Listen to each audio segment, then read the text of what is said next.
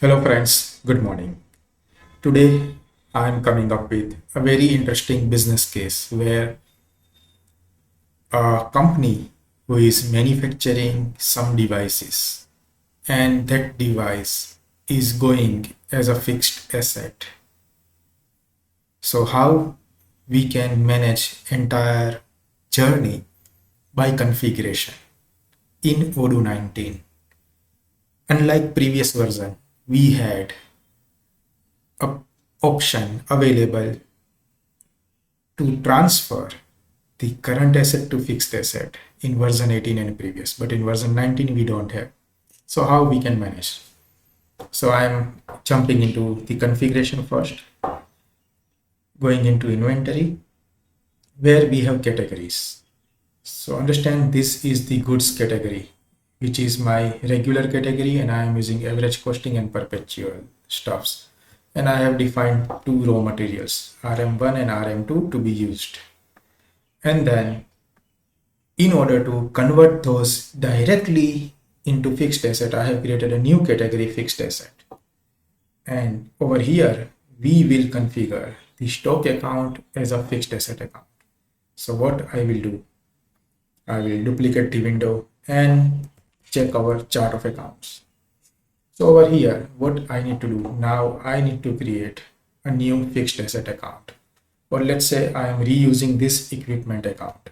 So first is equipment account and second one is equipment accumulated depreciation.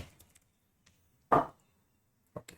So these two accounts I have created, and under equipment, if I am going like in automation, if I want any asset to be done, then I want to use this equipment category where I want 60 months as a duration with no pro rata basis, and here accumulated depreciation, I'm choosing that, and this will be my regular depreciation expense type account. Okay, so these are the setting, and over here what I need to do, I need to give, let's say, a new journal, let's say depreciation, and type will be miscellaneous. I want here. So this is set now. If I am buying, then this automation will work, but otherwise if I'm using this equipment, and then I can directly launch that asset model in my asset creation. Now over here in our product category, I'm going into fixed asset, and here I will change this particular account to equipment account, and I am using a regular variation account. And over here, let's say I want to give a fixed asset or average, I can choose. So if I choose standard, then whatever is cost labeled in my fixed asset, it will come. If I choose FIFO or average, everything will work over here. So let's say in our case, I'm using a standard method, and any price difference, like I need a separate account over here to give when I'm using standard method. So on fixed asset, I want this asset to be 5,000 rupees as a fixed part. Now that is standard cost, and over here in my account, I need to create one more account which can handle those particular variation. So over here I'm creating like a price difference account, which is I am giving type as a this cost of revenue, and then in my category again, what I will do, I will go to fixed asset, and I am selecting this particular accounts. Now this is not done. What you have to do in your inventory locations, there are two more settings we have to do. One is like this production. So over here we have to give a cost of production account. So again, what I will do, I will create one more chart of account which will help us to create journal entries for production process, and that will go over here. I'm just creating a new account over here, cost of production.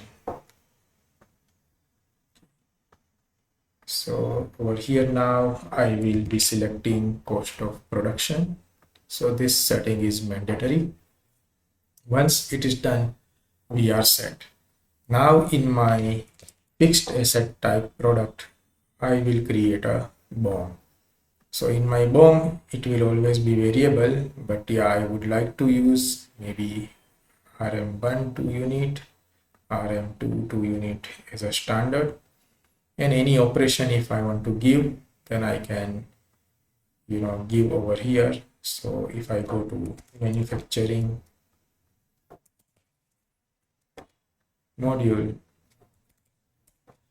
and then in configuration settings I have work center. So let me create work center 1. Over here 100 rupees and 100 rupees, I am giving two different cost over here for work center, and in my BOM I am adding that work center under my operation. So one work center 1, it will be running for, let's say, 120 minutes, and my BOM is ready. So based on my cost of this two raw material, and then my work center cost will be updated during the production process. Now let's make a quick purchase from our vendor for our RM1 and RM2.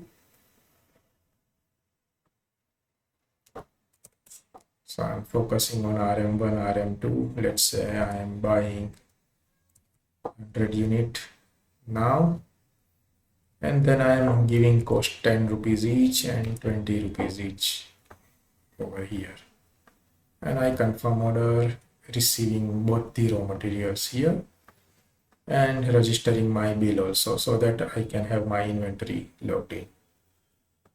So as of today, I'm confirming everything over here, and in my balance sheet, current asset, inventories, now I will find RM1, RM2 respectively in my inventory. If I go to whatever the variation was there, it will be there.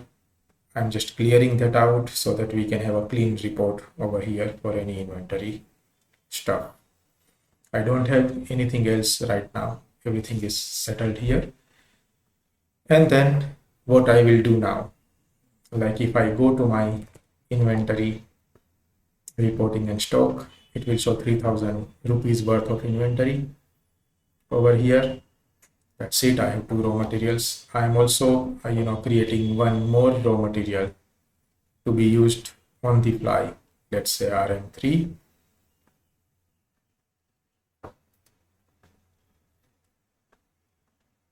And I am creating purchase of RM3 also. Let's say I'm buying 100 units at 30 rupees. Confirm order, receiving it, and then creating the vendor bill to pass its inventory valuation as on today. So over here RM3 will also be logged, and if I go into accounting and reporting and balance sheet, I can see my stock is updated with all three types and everything seems perfect. Now I am creating my assets. So I am simply creating a production order for 1 unit over here, and over here I am also using, let's say, RM3 1 unit on the fly to produce this machine. Everything seems perfect. In overview, I can see the cost of production idle according to operation plus component raw material, like 10 rupees each 2 units, 20 rupees each 2 units, and then 1 unit of 30 rupees for RM3. Everything seems perfect. I confirm the order, and over here now I want to give an assignee. So to give to assignee, if I go to my available users, I have to create employee first. So I can create an employee first. Okay, so here I have one employee which is there on my manufacturing order. What I will do, I will assign this particular employee to carry the work, so that is there. And let's say I'm registering the expected duration is 120, and for real duration, let's say if I start and I go inside, modify this timing,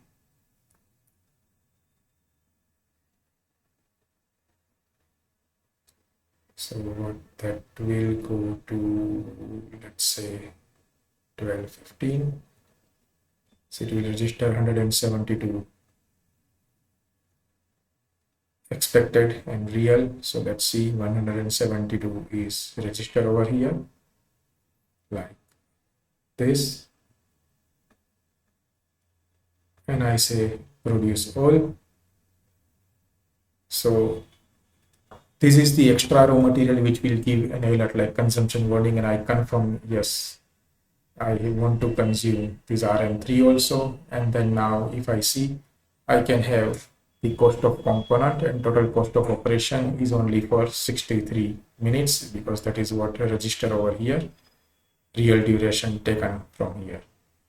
Okay, now we cannot ideally change this. If we want to change, let's say if I want to give a back date, like it was started at 3 a.m. so 367 minutes, and in overview now we can see the cost of this operation is also updated. So over here now I can see a fixed asset has been created, and then let's see our accounting report, how it accumulates to my fixed asset. So you can see a cost of production will be registered here with labor and all, and then it has created one fixed asset worth 5,000 rupees against this many cost of component, and then fixed asset of equipment has been added. On other side, when we can see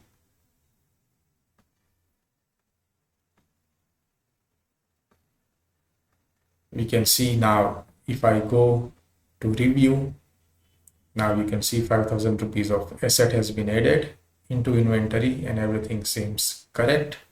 So cost of production, if we need to subset, then we should use a journal entry to clear that account. But right now I have created a fixed asset from my production like this with my standard costing approach. Now if I want to register an asset over here, I can create equipment 1, and in my bill I will simply select this particular 5,000 rupees of equipment account as my asset to register over here, and in my asset model I will be choosing this, and then I compute the depreciation. So based on this, it will create 60 months of depreciation for us to make it 0 against my equipment cost. So this is how you can create your asset on the fly from manufacturing by using and consuming your raw material. So over here I am going into reporting again. Now you can see inventory account, it will definitely credit all this component from my regular inventory account, and cost of production will have a consumption of debiting this, and in return it will create this particular cost of production account over here. Now you can see everything seems perfect. Cost of production is again having no variation over here, and then you are set by creating a separate category for fixed asset and transitioning your in-house production to fixed asset like this. If you have any question, you can reach out to us on techpedia.com or my LinkedIn and YouTube channel. Hope this will help many people. In other part, you can also have, like, let's say if I'm creating another fixed asset group, so I'm going into category and then fixed asset with average costing, and then I will be using same equipment account over here. So fixed asset AVCO, I'm creating that as a separate but using same properties over here, and over here fixed asset 1.2, I am creating that using this, and then in bill of material I am defining RM1, RM2, RM3, 111 unit, and then operation. Let me copy existing operations. Okay. So everything is done.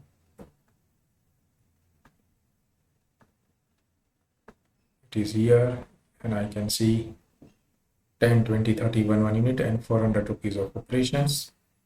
So now this will create another impact in our process when I am releasing a fixed asset 1.2 order.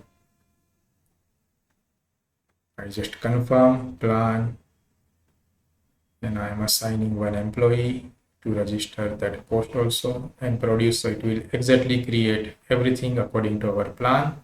And in overview I can see 400 plus 60 component consumption over here. Now if I check my accounting counterpart and balance sheet, now we will see this 3 units will be consumed in MO2, that is credited over there, and then in counterpart cost of production will debit over here, and against 400 as a labor and 460 it has transferred from to fixed asset account. So over here now we can see a fixed asset in equipment, 2 entries 5000 plus 460, so 460 rupees of asset has been created from my average costing method. And now if I want to create a new asset,